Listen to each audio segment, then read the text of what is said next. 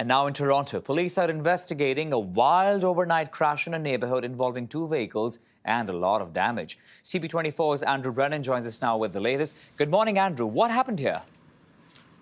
Good morning, Akshay. And the big question is really what happened because, we've been trying to piece it together and not getting a lot of information from police. This happening just before 2 a.m. local time. So not a lot of people were out and even able to give us information there. But in terms of those pieces to put together, well, there's a lot of pieces on the ground.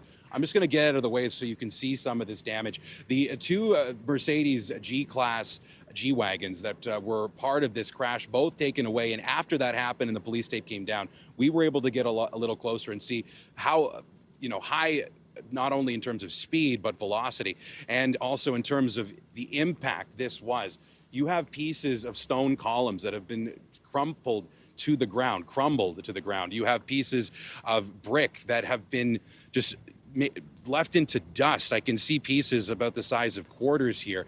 The damage was so significant to these vehicles that they were leaking coolant as they were getting winched up to be taken out by tow trucks. And in terms of how far in on this driveway, I'm about 15, 20 feet from the two vehicles that are in the driveway behind us.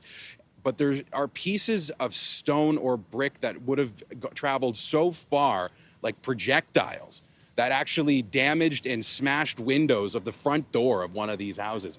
So you did ask what happened, and really, it would be unfair to say definitively that this is a potential case of them looking at either, drag racing along a street that's straight like Sherbourne behind us, or if this is a case of carjacking, because we just do not know. There are a lot of auto thefts in this neighborhood. I was actually talking with a neighbor the other day, and just right here, one home had their car stolen 3 times in the span of a couple of years. So this is a prevalent problem here. But police are only saying that there were 2 vehicles involved in a crash, 1 person, a male, taken into custody, and that's it. They're not specifying even any charges that have been potentially laid. We don't know if they've been even arraigned yet because we're just getting to the point of the morning that the court's open, but what charges they could be facing as they would be heading to court. We don't have that information yet. All we have are pieces to put together to potentially ascertain what happened, and a lot of damage that's going to have to be cleaned up in the hours and definitely days to come.